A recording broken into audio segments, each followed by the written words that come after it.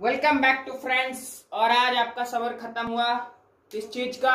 वो इस चीज का कि आपको चाहिए थे numericals of NCERT problems as well as Nutan publication. तो आज हम लोग क्वेश्चन नंबर पहला करने जा रहे हैं और ये न्यूमेरिकल नंबर एनसीईआरटी का 1.1 एक्सरसाइज है। क्वेश्चन लिखा हुआ है, वायु में एक दूसरे से 30 सेंटीमीटर दूरी पर रखे दो छोटे आवेशित गोलों पर क्रमशः 2 × 10⁻⁷ कूलम तथा 3 × 10⁻⁷ कूलम आवेश है, उनके बीच कितना बल है? Two charges are of, English में लिखा हुआ है two charges are of 2 × 10⁻⁷ and 3 × 10⁻⁷ coulombs are 30 centimeter apart in air with each other. Calculate force between them, Coulombian force। तो फ्रेंड्स यहाँ पर लिखा हुआ है वायु में एक दूसरे से जो है 30 सेंटीमीटर की दूरी पर रखे, यानी कि आपको डिस्टेंस गिवन है। गिवन क्या क्या है आपको? गिवन है 30 सेंटीमीटर डिस्टेंस। डिस्टेंस आपको कितने गिवन है? 30 सेंटीमीटर गिवन है एंड 2 चार्जेस गिवन है। तो पहले चार्ज को बोलेंगे हम लोग Q1 दैट इज 2 × 10⁻⁷ कूलम, और दूसरा चार्ज लिखा हुआ है Q2 that is 3 × 10⁻⁷ coulomb. Force निकालना है आपको, फोर्स निकालना है आपको। फॉर्मूला कौन सा यूज करना है आप जानते हो? फॉर्मूला यूज्ड, फॉर्मूला आपको कोलंबियन फोर्स का फॉर्मूला यूज करना है दैट इज 1/4πε0। टू चार्जेस के बीच में जब कभी भी हम लोग को फोर्स निकालनी होती है हम लोग ये फॉर्मूला यूज करते हैं। तो 1/4πε0 की वैल्यू कितनी है? वो वैल्यू आपके पास 9 × 10⁹ Q1 Q2। Q1 की वैल्यू है 2 × 10⁻⁷, Q2 की वैल्यू है 3 × 10⁻⁷। एंड वन मोर थिंग, ये डिस्टेंस आपकी गिवन है किसमें? डिस्टेंस आपकी गिवन है सेंटीमीटर में, तो इसको आपको कन्वर्ट करना पड़ेगा मीटर में। तो मीटर में कन्वर्ट करने के लिए हम लोग 10⁻⁻² से मल्टीप्लाई करते हैं, तब ये मीटर में आपकी कन्वर्ट होगी। तो डिस्टेंस आपका लिखा हुआ है r²। r² का मतलब 2 टाइम्स। r की वैल्यू आपको कितने टाइम पुट करनी है? 2 टाइम्स।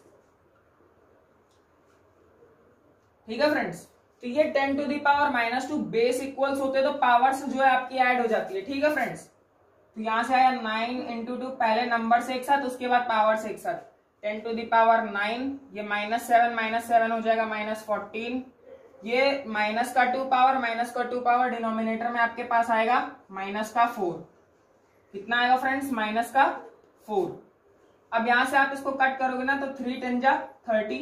अब 3 × 10 = 30 और 3 × 3 = 9, यानी 3 × 2 आपके पास कितना आया? 3 × 2 आपके पास आया 6।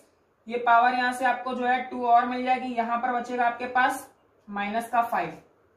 14 में से 9 जाएगा तो कितना पावर बचेगा? -5 बचेगा।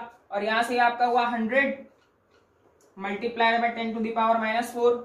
अब इसको आप यहां से आगे देखो क्या लिख सकते हैं? इसको यहां से लिख सकते हैं फोर्स इक्वल टू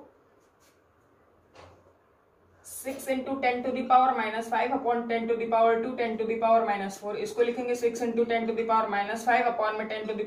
-2 पावर ऊपर जाएगी तो प्लस की 2 हो जाएगी।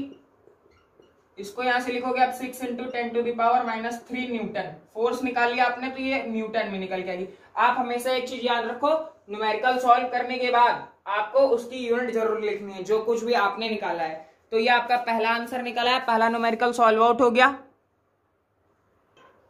और यहाँ पर जो है आपका जो चार्जेस है ना, देखो दोनों पॉजिटिव चार्ज, तो पॉजिटिव के बीच में कैसी फोर्स लगती है? रिपल्सन फोर्स लगती है। तो आप चाहो तो आप उसको भी यहाँ पर इंडिकेट कर सकते हो, रिपल्सन या फिर प्रतिकर्षण। ठीक है फ्रेंड्स, तो यहाँ पर अब आप लोग स्क्रीनशॉट ले लो इसका, और इसके बाद हम लोग सेकंड न्यूमेरिकल करेंगे एनसीईआरटी का। तो फ्रेंड्स नेक्स्ट क्वेश्चन है आपका 0.4 माइक्रोकूलम आवेश के किसी छोटे गोले पर किसी अन्य छोटे आवेशित गोले के कारण वायु में 0.2 न्यूटन बल लगता है। यदि दूसरे गोले पर 0.8 माइक्रोकूलम आवेश हो तो दोनों गोलों के बीच कितनी दूरी होगी? डिस्टेंस निकालनी है हमको। दूसरा सेकंड पार्ट कर रहा है दूसरे गोले पर पहले गोले के कारण कितना बल लगता है। तो इंग्लिश में क्वेश्चन है 0.2 newton force acting on a small sphere of 0.4 microcoulomb charge due to another small sphere of 0.8 microcoulomb charge.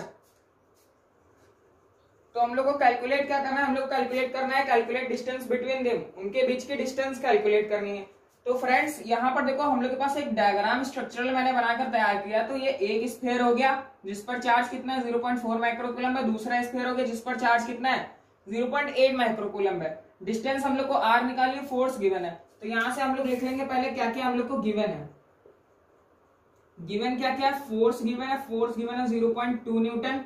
पहला चार्ज नंबर Q1 गिवन है 0.4 into 10 to the power 0.4 microcoulomb. Micro हटाते हैं हम लोग तो लगाते हैं 10 टू दी पावर -6 कूलम।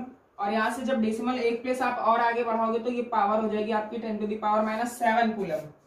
इसके बाद जब आप Q2 चार्ज निकालोगे तो ये आपके पास गिवन है 0.8 माइक्रोकूलम, दैट इज इसको लिखोगे आप माइक्रो हटाते हो तो 10 टू दी पावर -6 लगाते हो।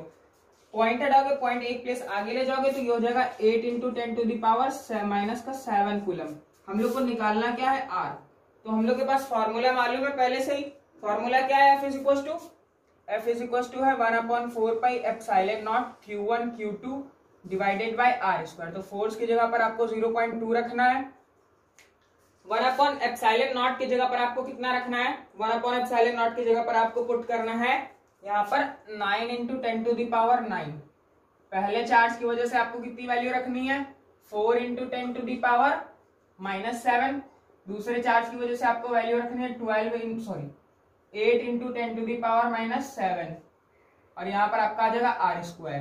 ठीक है फ्रेंड्स। अच्छा, पॉइंट हटाओगे यहाँ से आपको कितना मिलेगा? 10 मिलेगा। ओके, R² कैलकुलेट करना है तो ये चीज इधर मल्टीप्लाई हो जाएगी और जो चीज मल्टीप्लाई में वो डिवाइड में आ जाएगी। तो R² आपका जो है डिवाइड में था, मल्टीप्लाई में आएगा। ये चीज मल्टीप्लाई में थी तो ये डिवाइड में आ जाएगी।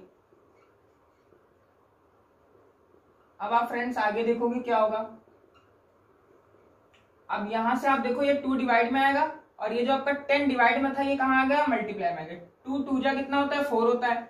8 2 जा 16, 16 9 जा होता है आपका 144, 16 9 जा होता है 144। अब पावर्स आप देखो तो ये पावर 9 है, ये पावर -7 और ये पावर 1। तो 9 और पॉजिटिव पावर कितनी हो जाएगी? 9 और 1 हो जाएगा आपका 10। -7 आपके पास हो जाएगा पावर -14। तो आपके पास यहाँ से कितना रिमेनिंग आने वाला है? यहाँ से आपके पास बच के आएगा पावर -4। 10 में से -14 जाएंगे तो पावर कितना बचेगा? -4 बचेगा। इसको आप लोग कैसे लिख सकते हो? इसको लिख सकते हो आप √144 into 10 to the power -4। Root में से कोई भी चीज तभी बाहर आती है जब उसका पेयर बनाओ। तो हम लोग यहाँ पर पेयर बना दिए। 144 को लिख सकते हैं 12 इंटू 12 और 10 टू दी पावर -4 को लिख सकते हैं 10 to the power -2 into 10 to the power -2। अब एक पेयर ये बन गया, एक पेयर ये बन गया, दोनों को बाहर निकाल लो। यहाँ से लिखोगे आप 12 इंटू 10 टू दी पावर -2।